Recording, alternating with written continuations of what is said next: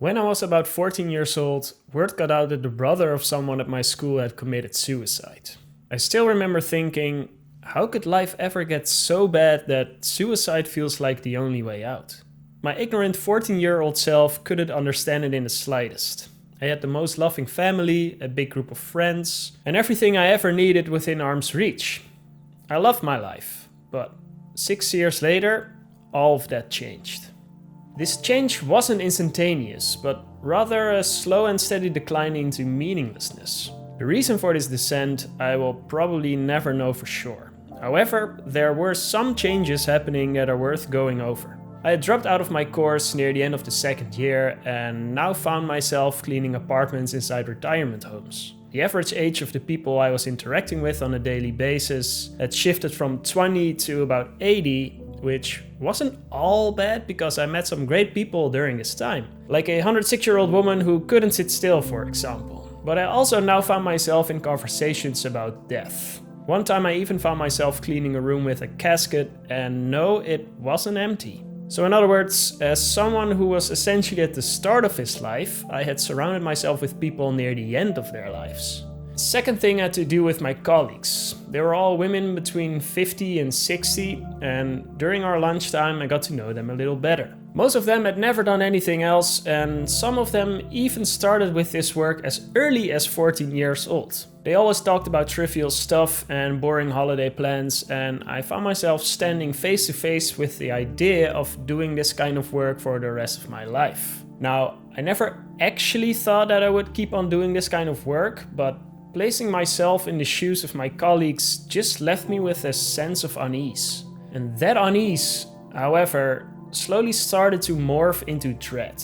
It didn't take long before I found myself asking the same questions whenever I was scrubbing some old person's shit-stained toilet. How did I end up here? Where am I going? But these questions were still quite small, forming within the shell that was my life. But what I didn't know was that these questions were like hammer blows to that shell, producing cracks. And with each question, each blow, these cracks got bigger and bigger. It often takes time for our conscious mind to catch up with our subconscious mind. So when I finally noticed that my shell had shattered, it had done so a long time ago. The questions that now ruled my life were speaking of existential dread. What is the point of all this? Is there even any meaning to this life? As a direct result of this, every path forward seemed pointless. This didn't mean that I was passive. I was still working on creative projects, I was still making music with friends, and I was looking at new fields of study.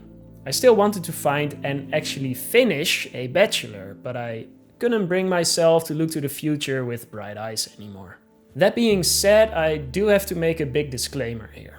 A depression is experienced differently from person to person, just like how the cause and the solution will also always be different. Some people just cannot seem to hoist themselves out of bed in the morning because what's the point? Their reaction is one of quiet resignation, and these people will need all the help they can get.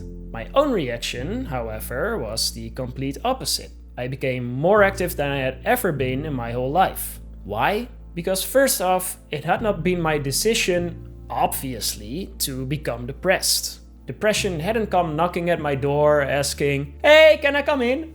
Instead, it had quietly snuck inside and was now tearing down the walls, breaking all my stuff. Secondly, I knew that it would just stay inside my house as long as I wouldn't actively look for ways to kick it out. So I started to pursue every little thing that piqued my interest. Making glass jar terraria, collecting bonsai trees, reading any kind of book that looked like it could show me potential solutions or perspectives. Moreover, I started looking for professional help. But here's where I ran into another problem. The first person I saw, a psychologist, seemed to reach the understanding that it all wasn't so bad, whereas actually it was pretty bad. The reason for this is that while interacting with me, people wouldn't notice that beneath the soft smile that was always on my lips during conversations, I harbored quite intense feelings of existential dread. Was I putting on an act? No, because I felt that wearing the depression on my face would change the way people would interact with me, and I didn't want people to always display pity towards me. I wanted them to be themselves, to smile, to be happy. I needed my negative internal state to be met with positivity, not more negativity. But yeah, this resulted in my psychologist not really being of any help to me, and so my quest continued. The next person I saw was an energetic therapist. But after a couple of sessions, I found out that she had quite a negative outlook on psychedelics, which was the complete opposite of mine, and thus I continued to look further. After her, I saw a hypnotherapist, but I only saw him once because after our first session, I concluded that it was impossible for me to be put under hypnosis. I was starting to run out of options, but then a friend of mine advised me to contact the person she was seeing herself. She was some sort of life coach, and unlike most psychologists and therapists, she did have immediate room for me. She was the first person who succeeded in making me see things from a different perspective. The input of all the others before her just always felt bland and generic, not bringing anything new to the table. But this life coach was different. She explained that she had come to do this kind of work through an out-of-body experience after having been declared clinically dead.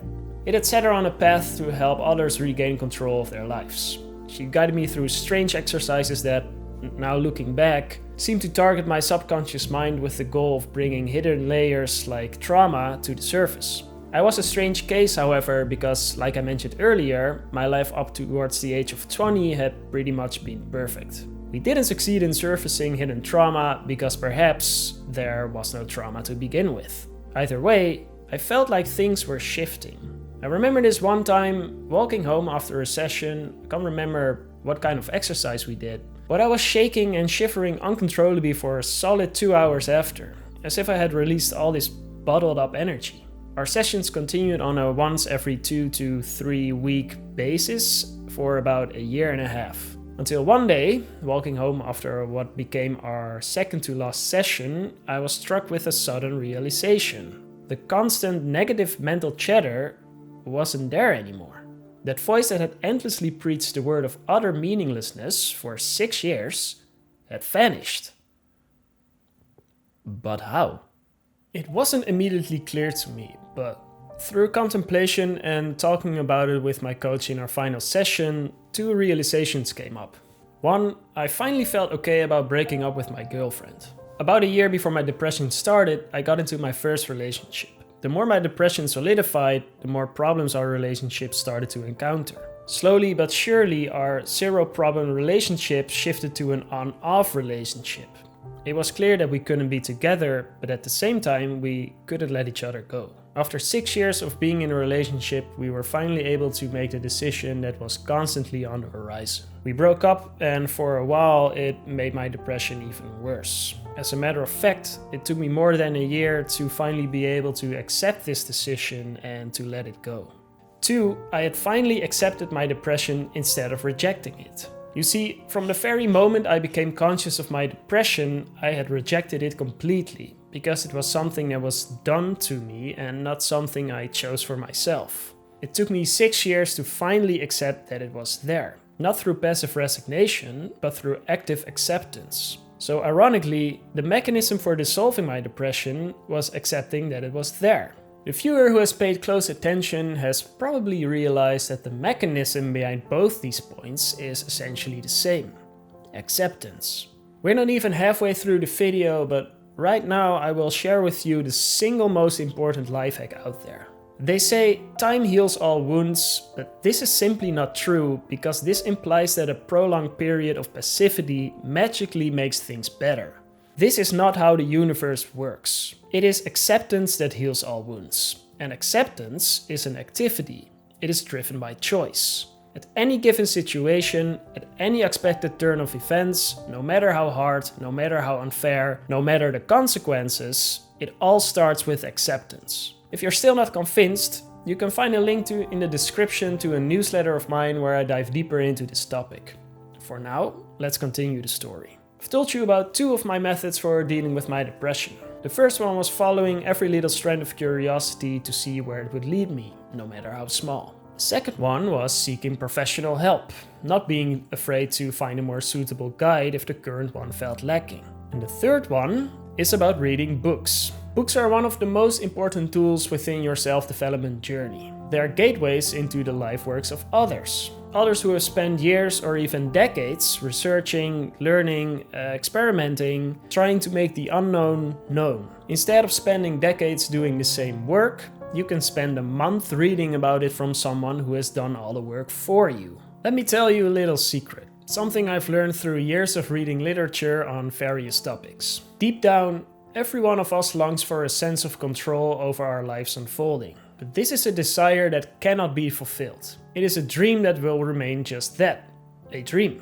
We think we want control, but in reality, that's not what we want at all. What we truly want is the ability to hold multiple perspectives in any given situation. This is the key to power. The monk who has attained a permanent state of contentment has not freed himself from suffering. He has simply learned to choose the most favorable perspective.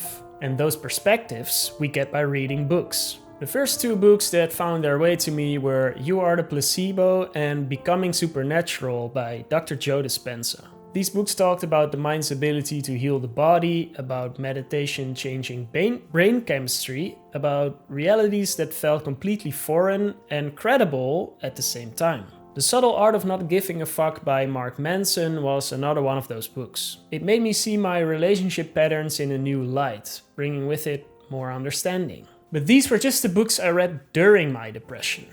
They had given me a taste of what can be found when you actively search for answers by reading. In other words, this practice never stopped, but it only really started to take off when I started reading The Surrender Experiment by Michael Singer. He had built an entire life philosophy around accepting what life presented, trusting that surrendering resistance would reveal the next step. What followed was one of the most extraordinary lives I've ever heard of. As I read about his journey from meditation student to software entrepreneur to spiritual teacher, something profound clicked into place. Singer's story was one of acceptance. The same acceptance that had dissolved my depression. From this moment onward, every subsequent book that I read felt like a logical follow-up, even though the writers, the topics, and release dates were vastly different. But perhaps the peak of this string of life-changing books was reached when I stumbled upon the book Journey of Souls by Michael Newton. When I went and added to my reading list, I discovered that it was already there, but with no memory of when or why I added it. The sequel, Destiny of Souls, joined the list as well, shortly before Christmas. Both my brother and my ex asked me for my wish list, so I gave them both a different list of books, each listing containing a Newton title. I received both books and I think I've never read any book as fast as these two. They talked about life between lives, soul planning, and the mechanics of reincarnation. Stuff that was the biggest nonsense to my rational mind, and yet nothing had ever made more sense to me. I could give many more examples, but the point is this.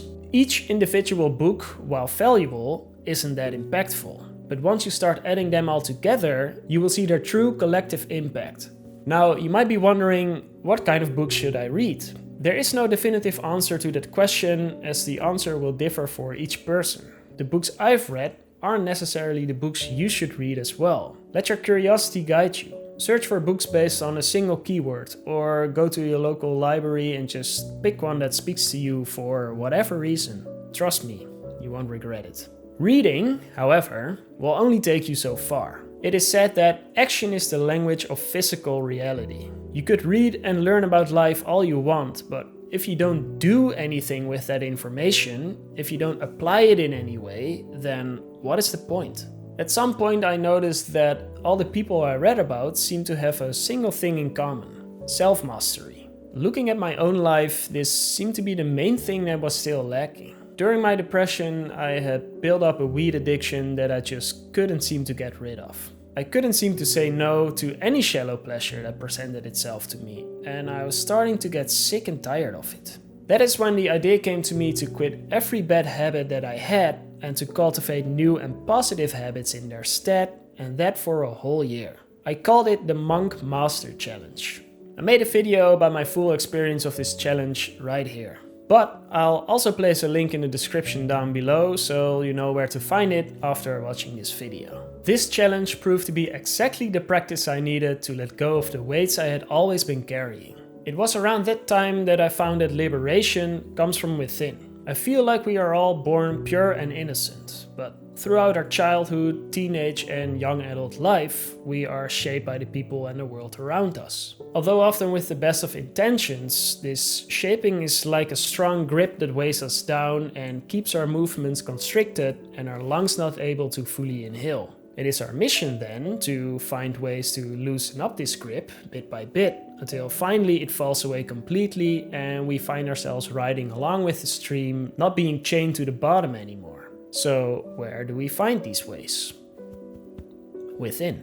As a matter of fact, all answers are found within. You just need to know how to turn your candle flame into a flashlight so that navigating the dark becomes effortless instead of frightening. Through the Monk Master Challenge, I had found a certain calm and clarity, but perhaps not in the way you might think. For the past decade, I had struggled with a mind that seemed to be always on. Thoughts were always coming and going, both relevant and irrelevant to the situation at hand. I had always viewed it as a bug. There was a time before my depression where I could think about absolutely nothing for 10 minutes straight, no effort required. After my depression, however, it already seemed a victory to maintain an empty mind for as long as 3 seconds. But during the MMC, something remarkable happened. Suddenly I realized that my creative potential had become limitless. That same restless mind that couldn't be tamed was stepping into a realm of infinite creative possibilities. It wasn't a matter of coming up with ideas anymore, it had become a matter of choosing one of the many ideas that seemed to pop up out of nowhere. So how did this happen? Once I fully accepted the constant mental activity, I was able to change my perspective of it, and that turned it from a bug into a feature. But what was the mechanism that had made this possible? How had I become able to reach this point? An answer flooded my mind almost as soon as the question had presented itself. Consciousness development. Let us first dive into what consciousness is, as it is one of the most elusive concepts out there. Consciousness isn't something you have, it is something you are. Think of consciousness as the software running on the hardware that is your body. Just as software determines how efficiently and effectively a computer operates, consciousness determines how clearly you perceive reality, how skillfully you navigate challenges, and how creatively you solve problems. When this software is cluttered with limiting beliefs, emotional reactivity, and fragmented thinking, your entire system runs inefficiently. But when consciousness is clear and expanded, everything flows with remarkable ease and precision. So what then is consciousness development? It's an active, intentional practice of expanding your awareness and refining how you engage with reality. Now, I'd like you to pay special attention to the part that says intentional practice. It's not about doing specific activities like meditation or attending retreats or something. It's about bringing two qualities to whatever you're already doing. Intention, the deliberate purpose of growth, and attention, the awareness to notice what's changing. Any activity can become conscious practice when approached with these two elements. This is why my development came as much from reading books and navigating relationship challenges as it did from formal meditation. Why is it relevant to put effort into developing your consciousness? Because the biggest and only reason that keeps you from achieving limitless creativity is you. It's your self-limiting beliefs, your confidence in your lack of confidence in yourself. It's your inability to keep your emotions from guiding your reactions. It's your fear of the unknown, fear of being rejected, fear of not being good enough for whatever bullshit reason. You are good enough, you do matter, otherwise you wouldn't be on this planet having this physical experience, and you are creative. Seriously. Because creativity is the very mechanism through which we navigate life. It's how you decide what to wear, how you choose what to eat for lunch, how to reply to that sassy comment from your spouse, all the way to how you build meaningful relationships, find fulfilling work, and create a life of purpose and meaning. Every single thing you do is driven by creativity. Only a handful of us have decided to use that creativity to do artsy stuff, but that doesn't make everyone else uncreative. So keep that in mind as we move on to the next question. What does it look like? I have reached a state of being which I can only describe as being an unmovable rock on the coast. Waves of life's challenges crash against me, but I remain rooted and unshaken. Not because of numbness or indifference, quite the opposite actually. There's a kind of love for life and everything in it, along with this knowing that whatever may happen, I'll be fine. This in turn has created a certain calm within me that others seem to perceive viscerally. People open up to me about their deepest struggles without prompting. Even animals seem to find contentment in my presence. And I'm fully convinced that this is achievable for each and every one of us. Who is it for? If you are experiencing a depression right now, this is for you. I promise you that there is a way through. If you often feel creatively blocked, this is for you. It's a consciousness problem, not a creativity problem. And if you'd like to get the most out of life, this is also for you. Develop your consciousness first and everything else will follow. In other words, just like creativity is inherent in every human being, so is consciousness development for every human being as well. This isn't abstract spirituality, it's practical transformation. And that brings me to the last question. Why are depression and creativity two sides of the same coin? Well, because that coin is consciousness development. It has been the solution for dissolving my depression and the solution for increasing my creative potential. The specific solution to depression or lacking creativity may be different for each person. But I believe that the core solution, consciousness development, will be the same for everyone. I might be wrong and I might be right, but the fact remains that your life will improve by making consciousness development a priority.